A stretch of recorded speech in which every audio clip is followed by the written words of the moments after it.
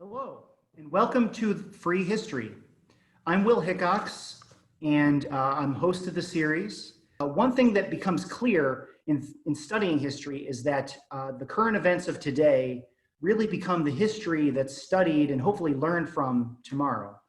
And a lot of exciting and really unsettling things are hitting the United States right now, as we all know. And in response, several humanities organizations in the Midwest have embarked on Free History. This is a series of video presentations. They're interviews with historians and activists, touching on connections between historical events and human rights today. Free History is a collaboration between the Hall Center for the Humanities, Humanities Kansas, the Watkins Museum of History, Freedom's Frontier National Heritage Area, and the University of Kansas Department of African and African American Studies. I encourage you to check out our Facebook page to learn more about what the project is all about and to see our schedule of upcoming videos. Today, for the first event in the Free History series, we welcome Dr. Dorothy Lee Pennington. She earned an MA and PhD at the University of Kansas, and she's written several books and articles and received many awards. Dr. Pennington holds a professorship at KU where her research and teaching focus on intercultural and interracial communication, critical race theory, cultural rhetorics, African American communication and culture, the discourse of terror and trauma, and African American regional church history. In 2004, Dr. Pennington was inducted into the KU Women's Hall of Fame, and in 2015, she was inducted into the Central States Communication Association Hall of Fame. Hello, Dorothy. Hi, Will. Hi. All right. So, Dorothy, I'm wondering if you could start us off by giving a little of your personal history. What motivated you to research the histories of Lawrence's Black churches? And is your interest primarily as a scholar of African American and interracial communication? Is it as a historian, or is your interest primarily as a parishioner? First, let me thank you for having me again, since I was there last fall and had a wonderful audience, a wonderful subscription to this. So thank you for inviting me back again. As you pointed out, I teach at KU, and my doctorate is in communication studies, as you said. But my focus is really African American communication and culture. So those two fields work out very well. I am not a historian. I am a communicationist, but I've always liked history, and especially regional and local history. So that was sort of the foundation for my wanting to do this project. But the other issue is that I've always been religiously active, a parishioner in churches all my life. So I had some very personal interest in religion and in the role of the Black church as a Black parishioner. And so I learned by attending Black churches here in Lawrence that there was no consistent written history of Lawrence Black churches. Of course, this was in the 1980s when I discovered this. And so I was also at that time serving as a humanist for the Kansas Humanities Council. And so at that time, I think it was called the Kansas Committee on Humanities or something like that. But at any rate, I was active as a humanist for them, who traveled around as a humanist consultant. And so I was familiar with the types of grants that they would give to professional people to do research of interest. And so I applied for and was granted this public humanities research grant to do histories on the cultural roles and the histories of Black churches in Lawrence, Kansas. So that was how this was generated. And so after I received that grant, I immediately began the research, first of all, trying to ascertain what was already in existence in written sources, other places like that. But eventually I discovered that some churches had no written histories at all. And so that really doubly motivated me to get going with doing this research, because as morbid as it might sound, a lot of the elderly people who remember the history of their church would not be around forever. So I wanted to capture those oral sources while they were alive. So putting all of that together is how I went about doing this research on Black churches and their histories in Lawrence, Kansas. Excellent. And yeah, as you said, it's so important to capture those oral histories while you still have the chance. Absolutely. That's the first draft of history, after all. That's great. Now I'd like to dive into the big topic at hand here. Can you comment on the general role that Black churches in America have played in Black history? Yes, that's a great question that would lead into the specific focus of Black churches in Lawrence, because I think that they always reflect a larger context and history than just the local individual church history. Let me begin by saying what I always say in classes in general, and that is that history and culture have a very close connection. I think that if you want to know a group's culture, you can study their history as one way of going about searching for it. But the other thing is that, I should say, is that Black culture combines the sacred dimension with the secular dimension. I know that a lot of cultures have a sacred dimension and then they have a secular aspect. But with the Black culture, it's always been true that the sacred and the secular dimensions of life are always combined and virtually inseparable in terms of how a researcher would go about understanding those. So that's the first thing to keep in mind, that with the Black churches, as with many other aspects of Black life, the sacred and the secular dimensions are very much intertwined. And now back to your question about the history of the Black churches in America in general. I want to couch this within the context of social justice, since that's one of our bigger themes to look at. It's true that the Black church in America has always been a site for social justice and civil rights activities. They've never been separated. In fact, the first Negro convention in America was held in a Black church in Philadelphia, Pennsylvania. It's called Mother Bethel African Methodist Episcopal Church, which was started by a Black minister, former slave Richard Allen, who became a bishop in the AME church later. So the first Black, or they would say the Negro convention of freed Blacks was actually held in a church. Now, some people might look at that as being kind of a separate sphere for civil rights and religion. Yeah, they were always combined within the context of the Black church. So that's very important to know.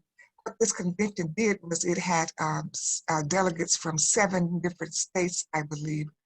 But one of their major concerns was the plight of Black people in the US, and that's where the social justice and civil rights issues come in, because they were concerned with issues of slavery, Black people's rights, and things of that sort.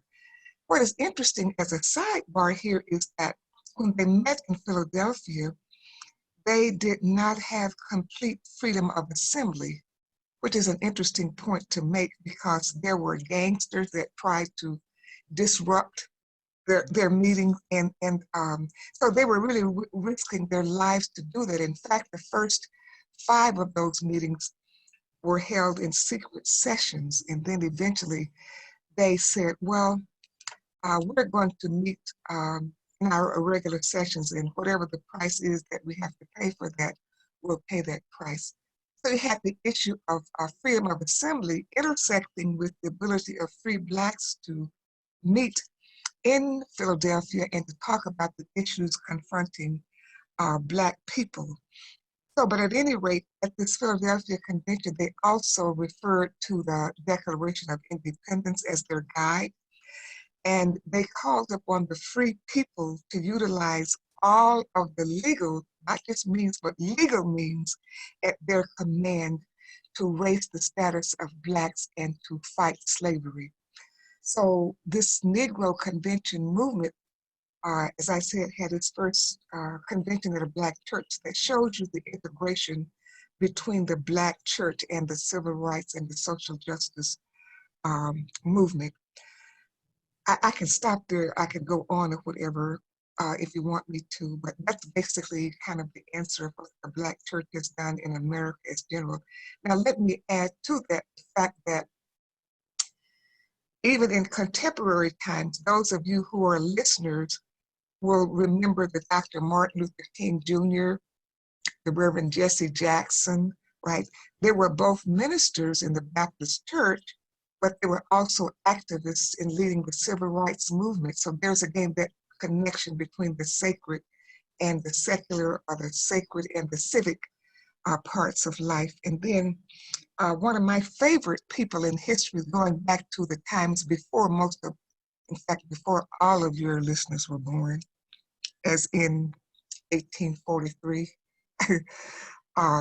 there was a famous Black minister by the name of the Reverend Henry Highland Garnett.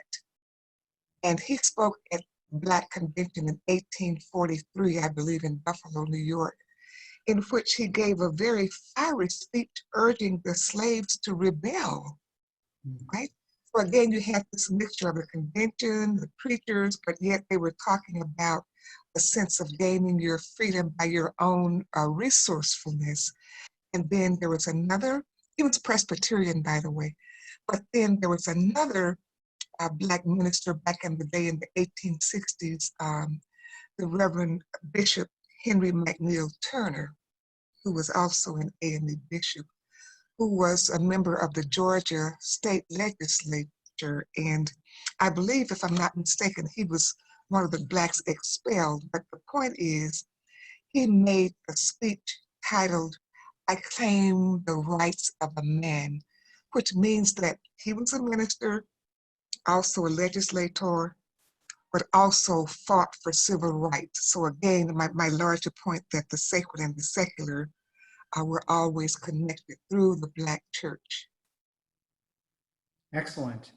And what were some of the early churches that were established in Lawrence, some of the early Black churches that were established here when the settlement was founded in the 1850s and 60s? Yes.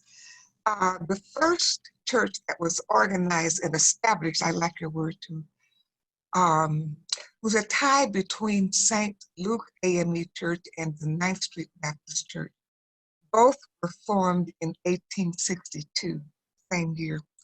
However, the 9th Street Baptist Church split up for a while, and so they had two separate branches. They eventually reassembled as one congregation, but that means that St. Luke is the oldest continuous Black church in Lawrence. But again, St. Luke was formed in 1862. 9th Street was formed in 1862 as well.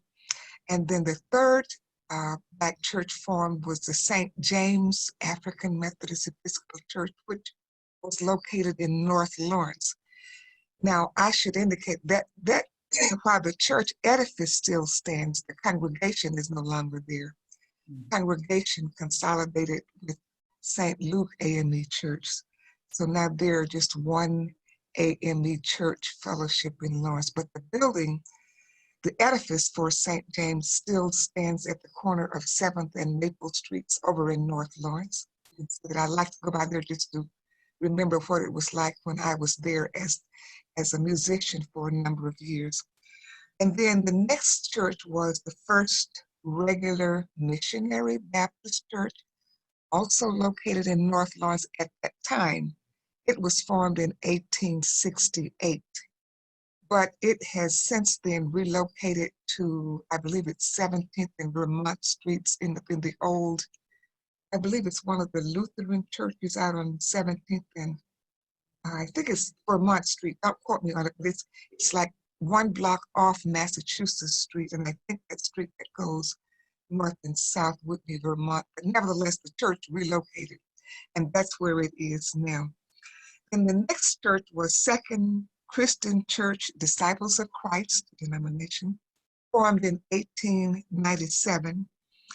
Now, what makes this church interesting is that it had several homes or home locations. First, it was located at the corners of 19th and Tennessee Streets. Right now, what's interesting about that is that Second Christian Church had a number of homes before it finally settled in what its last home was, because it's no longer in existence. So there's a complex history there, but nevertheless, it moved from site to site, site to site, and finally located at the corner of 13th and Connecticut Streets. The building is still there. The congregation no longer exists, but that building is now occupied by a private homeowner family. But it shows you how the history moves about in terms of locations. Okay, and then after Second Christian Church Disciples of Christ was formed, then the next church that was formed, and that was formed in 1897.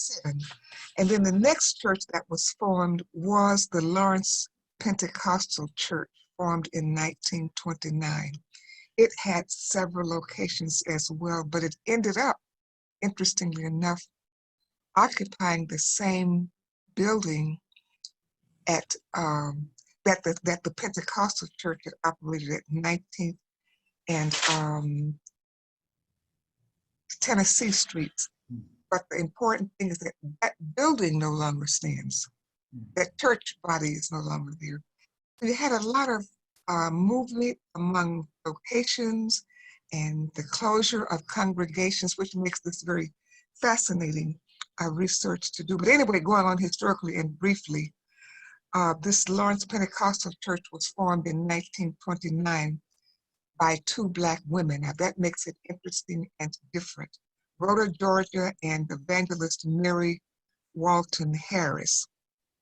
Now, I'll talk a little bit later about the freedom that the Black church allowed its parishioners in terms of cultural styles and certain styles of worship.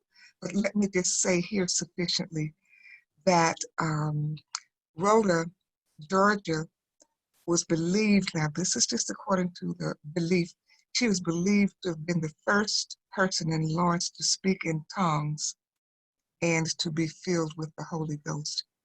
So you'd have to be Pentecostal or charismatic to understand the significance of what speaking in tongues would mean, or the notion of being filled with the Holy Ghost. But anyway, it was a Pentecostal church.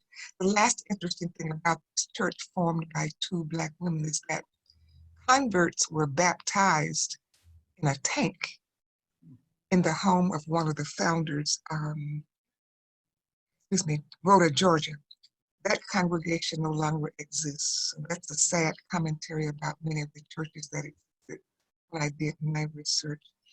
But Calvary Church of God in Christ, currently in existence at the corner of 646 Alabama Street and another street, but anyway, 646 Alabama.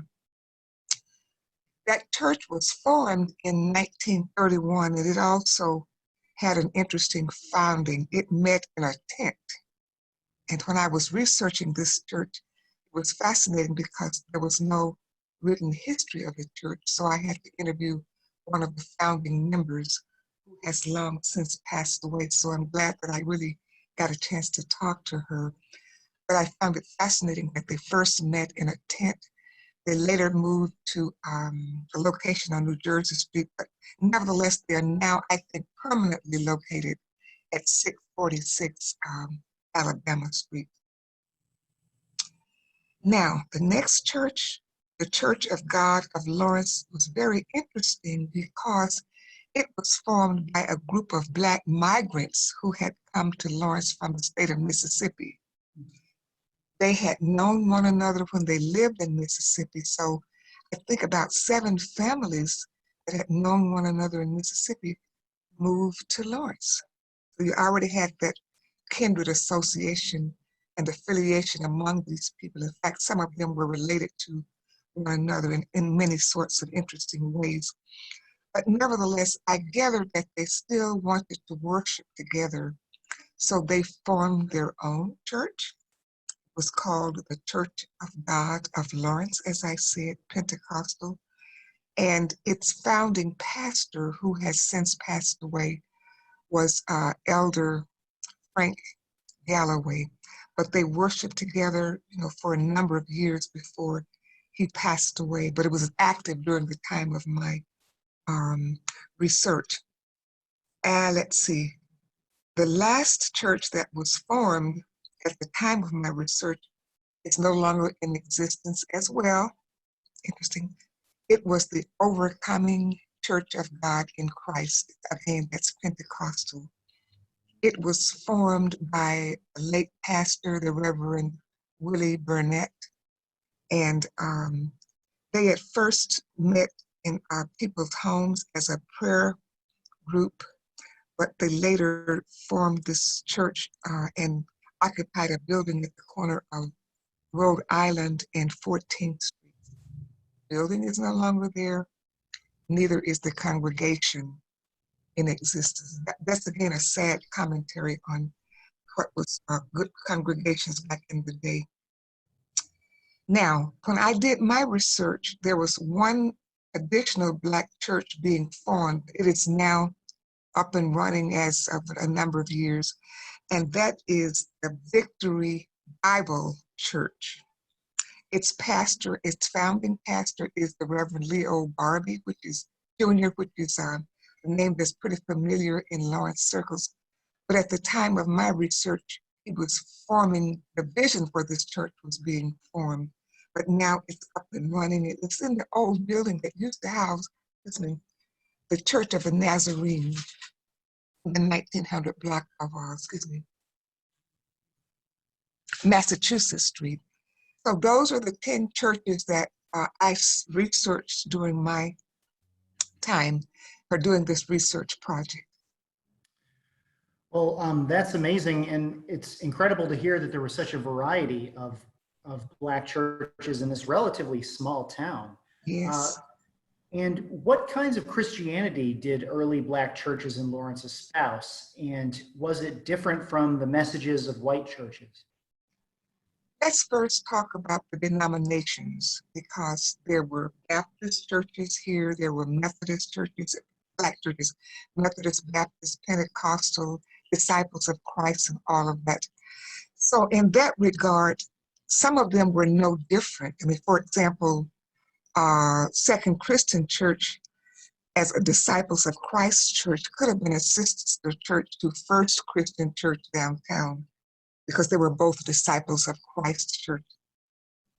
Where you get a lot of the differences, though, is in some of the Methodist churches. For example, the Methodist Church in the United States, one of them anyway, was called the Old Methodist Episcopal Church.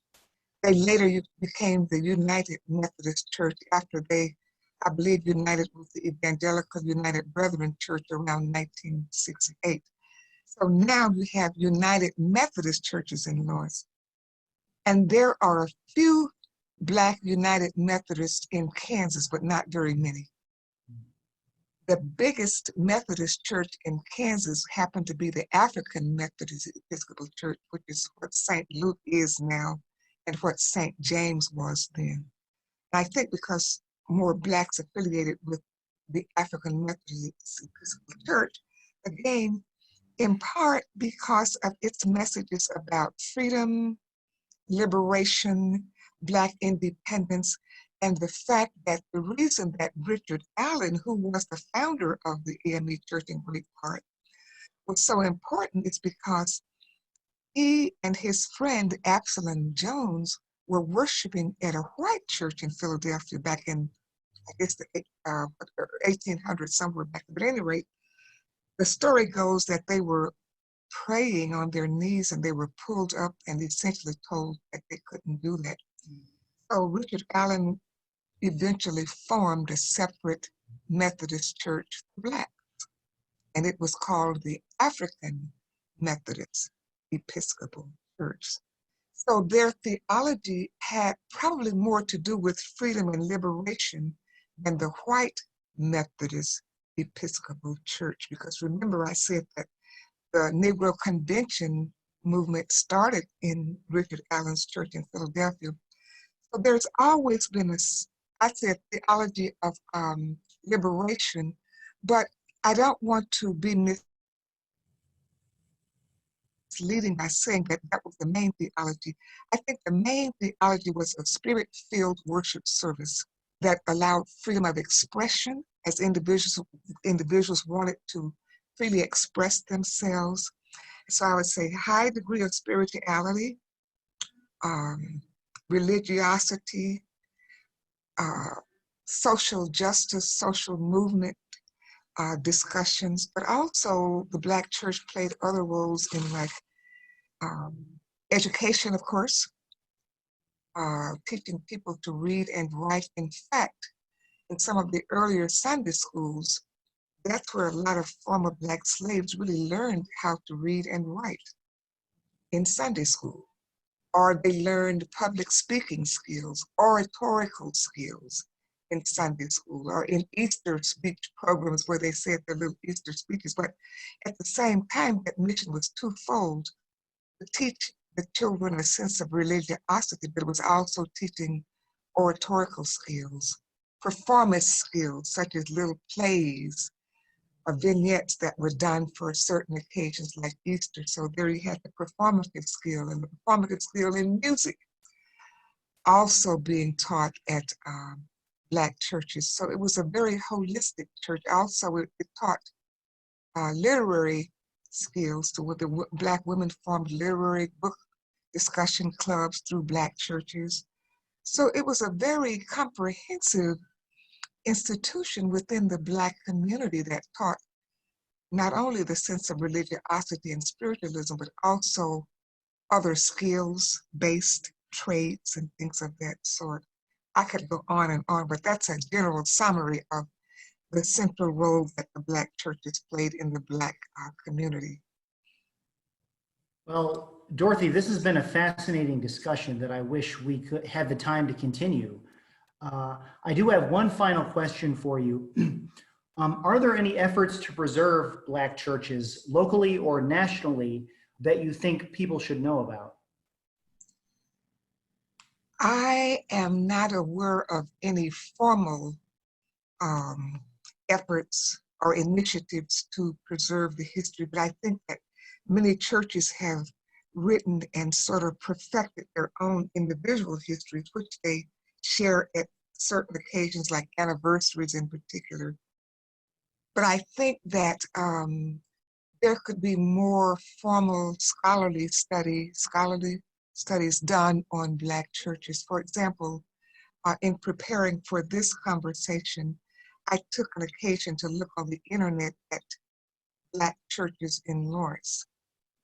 And to my great surprise, my study on the histories and cultural roles of Black churches is one of the predominant studies listed on the internet. Of course, I didn't realize that it was listed there until I looked this up on the internet today, but it's through the Kansas Collection Spencer Research Library at KU. And I think that, I know they house my document and some of the photographs, but I also think that that was probably one of the ways that it got to the internet. So now there still need to be more studies on local Black churches and the roles that they played in civil rights. And I mean, for example, one thing that I will add is that both St. Luke and 9th Street played very prominent roles in hosting NAACP meetings. Mm. And so we need more studies, more people to do these kinds of studies on Black churches. As I said, I am not a historian. I did have research methods as an area of graduate study research methodologies. I love history, but I think we need more historians, more cultural historians go into the Black churches in all communities. I just did this for Lawrence because I happen to live here and be a scholar. But I think that this could be done for Black churches in every major community to give us history, because I bemoan the fact that we don't have a lot of history because it wasn't committed to writing, and some of the people who knew the histories orally are no longer with us. And so that's a sad commentary, but I tried to do what I could to make a difference in that regard when I was a scholar doing this research. Excellent. Well, there you go. A call to action for any students out there to take up this study of the role of Black churches in their communities. Excellent. Well, thank you very much, Dorothy. This has been a very interesting discussion. And I hope that everyone who's watching tunes in for every other video that we do, and we'll see you again later on. So Thank you. thanks. Thanks for having me. Yeah, thank you. We'll see you later. Yes.